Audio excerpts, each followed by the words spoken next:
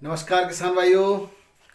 आलू की फसल की बेहतरीन देखभाल कैसे करें, इस पर हालांकि हमने कई वीडियो दिए हुए हैं, लेकिन आपके बहुत सारे क्वेश्चंस भी हैं और कुछ मौसमी परिस्थितियां और आज की जो परिस्थिति है उसमें हम किस तरह से पहले 35 से 40 दिन तक आलू की देखभाल करेंगे। पहली सिंचाई कब लगानी चाहिए, दूसरी सिंचाई कब लगानी चाहिए, कितनी सिंचाई करनी चाहिए, किस मिट्टी में किस तत्व की आवश्यकता है, बेसल डोज में आपने जो दिया था उसके बेस पर पहली सिंचाई के बाद या कितने दिन के बाद नाइट्रोजन, फास्फोरस, पोटेशियम, ये जो आपके प्रमुख तत्व हैं इनकी पूर्ति और कितनी आवश्यकता है, कैसे कैसे पूर्ति करनी है। इसके अलावा कैल्शियम और मैग्नीशियम और सल्फर, दूसरे गौण तत्व जो कि अति आवश्यक है पौधों के लिए, उसकी कितनी आवश्यकता होती है और कैसे उसकी पूर्ति की जाती है, इन सब बातों पर थोड़ा संक्षेप में चर्चा के लिए आज मैं उपस्थित हुआ हूं। जैसा कि आपके बहुत सारे प्रश्न थे, उनका जवाब भी इन सभी चीज़ों में छुपा हुआ है। बहुत सारे किसान भाइयों के खेतों में इस समय कुछ पौधे के सिकुड़ने की समस्या आ रही है। उस समस्या पर भी किसान भाइयों आज मैं कुछ समाधान रूपी आपके सामने कुछ जो है उपाय बताने वाला हूं। तो आइए शुरू करते हैं। मैं हूं आपका डॉक्टर के भारद्वाज और आप देख रहे हैं ब्रजराज कृषि फार्म यूट्यूब चैनल। सबसे पहले किसान भाइयों हम बात करते हैं आलू की जो है बेसल डोज पर आपने क्या दिया था। मेरी आप फसल देखेंगे तो मैंने आपको बता दूं डीएपी की इस बार अनुपलब्धता रही है, तो मैं डीएपी के पीछे नहीं भागा। मैंने जैसे आप लोगों को उस समय बताया था कि बेसल डोज में आप क्या क्या दे सकते हो, डीएपी के क्या क्या विकल्प हैं, उन सब के बारे में बताया था। तो उन्हीं विकल्पों के आधार पर अब आपको पहली सिंचाई पर या पहले 40 दिन तक कौन कौन से पोषक तत्वों की उसके अतिरिक्त आवश्यकता होगी, वो सब हम आपको बताने वाले हैं। किसान भाइयों सबसे पहले हम बात करते हैं, अगर आप लोगों ने डीएपी यानी डाई अमोनियम फास्फेट के साथ बिजाई की है तब आपकी किसकी आवश्यकता होती है। इसकी उपलब्धता न होने की कंडीशन में कितने फास्फोरस की आवश्यकता 40 दिन तक आवश्यक है, इस सब बात पर चर्चा करेंगे। सबसे पहले बात करें कि आपने मान के चलिए मैंने जो बताया था, मैं अपनी डोज ही बता देता हूँ, 3 से 4 पैकेट आपने डाई अमोनियम फास्फेट के साथ में जो है पोटेशियम दिया होगा, पोटास देते हैं 1 पैकेट या 1.5 पैकेट जो भी दिया हो आपने। उसके अलावा सल्फर भी दिया होगा, बोरोन भी दिया होगा और भी बहुत सारे तत्व देते हैं, लेकिन इन सबको हम एक साथ बुवाई में दे सकते हैं। इसके अलावा जिंक अगर आप आगे पीछे देना होता है वो आपने दिया होगा, और अगर पहले दिया हो तो बेहतर है, नहीं तो अब देना होगा। तो किसान भाइयों बेसल डोज में जिन्होंने डीएपी 3 से 4 पैकेट प्रति एकड़, इसके साथ आपने पोटेशियम 1 से 1.5 पैकेट, इसके बाद आपने जो दिया होगा बोरोन और माइक्रोन्यूट्रेंट्स भी बहुत सारे लोग देते हैं, लेकिन माइक्रोन्यूट्रेंट्स सल्फेट की फॉर्म में डीएपी के साथ नहीं दिए जाते। मैंने सलाह नहीं दी थी। जो मैंने जो दिया था, जो आप फसल देख रहे हैं, इस फसल में मैंने डीएपी का बिल्कुल भी प्रयोग नहीं किया है। मेरे पास 20-20-0-13 था। उसके अलावा मैंने इसमें जो है एसएसपी सिंगल सुपर फास्फेट के 2 पैकेट और 20-20-0-13 के 3 पैकेट, इस तरह से 5 पैकेट प्रति एकड़ के हिसाब से इनका प्रयोग किया है। इसके बाद मैंने इसमें सरसों की खली, उसके अंदर जो है मिलाया था मैंने ट्राइकोडर्मा विडी और जो है सूडोमोनास फ्लोरोसेंस, और इसी के जो है बैक्टीवाइट से मैंने कुछ खेतों में आलू का उपचार किया था, यानी कि आलू की धुलाई की थी, और कुछ खेतों में मैंने जो है अन्य रासायनिक चीज़ों से धुलाई की थी। किन खेतों में बैक्टीरिया से यानी कि सूडोमोनास फ्लोरोसेंस से धुलाई की थी, उसका क्या असर है वो हम बाद में देखेंगे। इसके अलावा किसान भाइयों बेसल डोज में ह्यूमिक एसिड का बड़ा महत्व होता है, वो भी आप लोगों ने बेसल डोज में दे दी होगी। तो अब सिंचाई का जो सिस्टम होता है वो उन खेतों में जिनमें सूखे होते हैं, पलेवा नहीं लगाया होता है, उसमें पहले 3-4 दिन में ही सिंचाई कर देनी चाहिए। उसके बाद 10-12 दिन बाद दूसरी सिंचाई की जाती है। लेकिन इस बार जो मौसम रहा उसमें बारिश हो गई थी लगभग सभी जगह, और सभी किसान भाइयों ने गीली मिट्टी में ही आलू की बुवाई यानी नमी युक्त मिट्टी में ही आलू की बुवाई की थी। उसमें 17-18 से लेकर के 21 दिन तक पहली सिंचाई की जाती है। जिनमें नमी ज़्यादा होती है वो 25-30 दिन पर भी पहली सिंचाई करते हैं।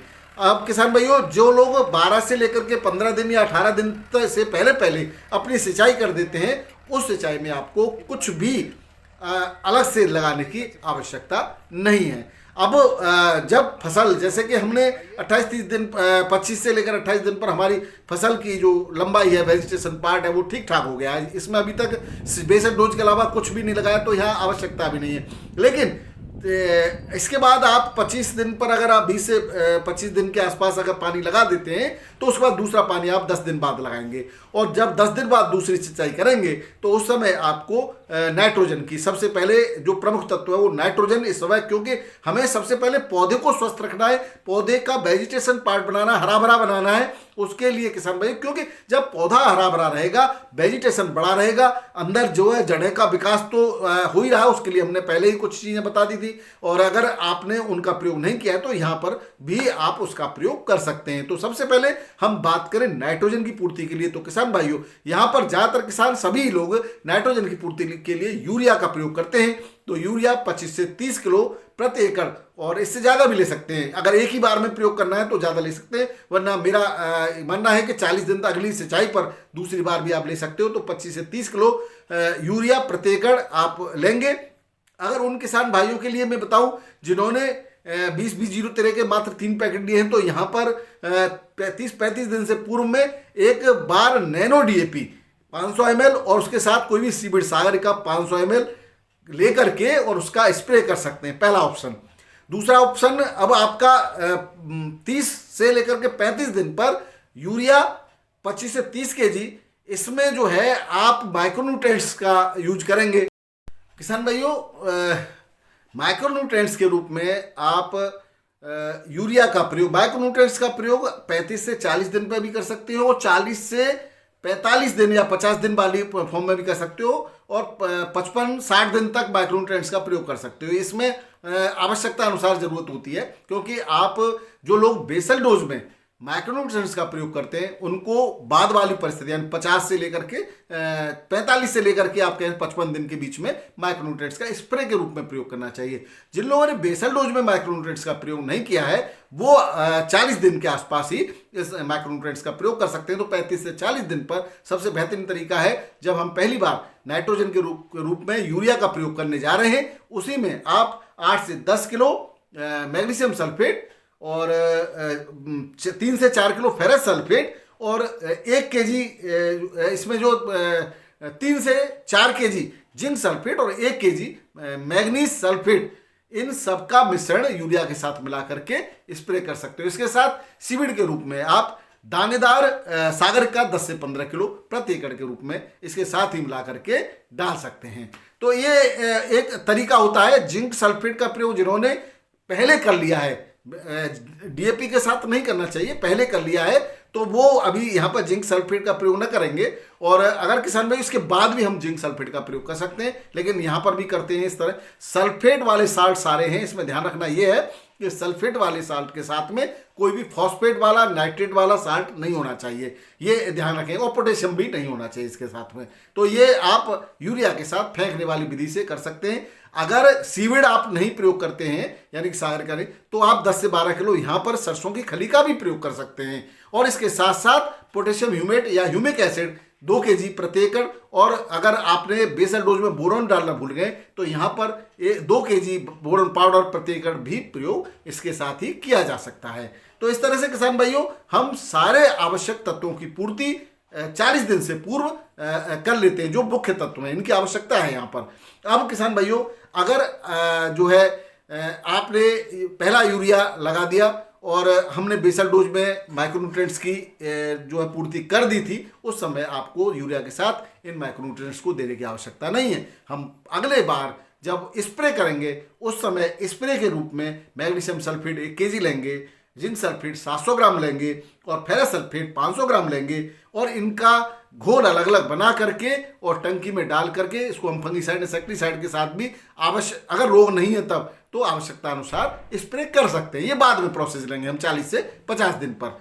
तो इससे लेकिन पहले यूरिया में आप इसी का प्रयोग करेंगे। अगर दूसरी बार 10 दिन बाद पुनः हम 10 से 15 किलो या 20 किलो यूरिया लेंगे, उसमें हम अगर यहाँ जिंक सल्फेट का प्रयोग नहीं करते तो वहाँ लिक्विड जिंक होती है 39.5%, उसका प्रयोग किया जा सकता है। तो ये तरीके हैं बेहतर न्यूट्रिएंट्स देने के किसान भाइयों। इसके अलावा किसान भाइयों खरपतवार के नियंत्रण के लिए तो आलू के मिट्टी से ऊपर आने से पहले किए गए उपाय बेहतर रहते हैं। अगर किसी कारणवश आलू के साथ साथ खरपतवार आ रहा है तो छोटे वाले कट नोजल से मेटाब्यूजिन या आपकी जोड़ी नंबर 1 आती है उसको नाली के अंदर ही केवल दिया जाए। ध्यान रखिए पौधे पर इसकी मात्रा कम से कम पहुंचे या पहुंचे ही नहीं तो ज़्यादा बेहतर होगा। अगर पौधा इसके संपर्क में आता है तो कहीं ना कहीं किसान भाइयों उसको थोड़ा बहुत नुकसान जरूर होता है। हालांकि इसके नुकसान की जो है जो होता है नुकसान की जो मात्रा होती है वो काफ़ी कम होती है, बाद में वो रिकवर कर जाता है माइक्रोन्यूट्रिएंट्स के कारण। तो हम ये खरपतवार नियंत्रण जो स्टार्टिंग में ही कर लेते हैं तो बेहतर रहता है। तो इस समय आप समझ गए होंगे कि 35 से ये 30 से लेकर के 40 दिन के बीच में हम नाइट्रोजन और माइक्रोन्यूट्रिएंट्स की पूर्ति इस तरह से कर सकते हैं, जबकि हमने जो है किसान भाइयों डीएपी का भी प्रयोग किया है। अगर 20-20-0-13 के साथ बुवाई की है तो आपको किसान भाइयों यहाँ पर जो है नैनो डीएपी का भी स्प्रे इससे पहले पूर्व 30 से लेकर 30-35 दिन पर करना होगा। और अगर किसान भाइयों आपने ह्यूमिक एसिड बेसल डोज में नहीं दिया है तो आप जो है यहाँ पर ह्यूमिक एसिड भी यूरिया के साथ मिला करके देना होगा। तो ये थी किसान भाई 30 से 40 दिन पर फसल की देखभाल। इस तरह से आप बेहतरीन देखभाल कर सकते हैं। बहुत बहुत धन्यवाद। आगे 40 से 50 दिन पर हमें क्या करना चाहिए उसकी जानकारी जल्दी ही आपको दी जाएगी। बहुत बहुत धन्यवाद। नमस्कार, राधे राधे, जय जवान जय किसान। आपका दिन मंगलमय हो।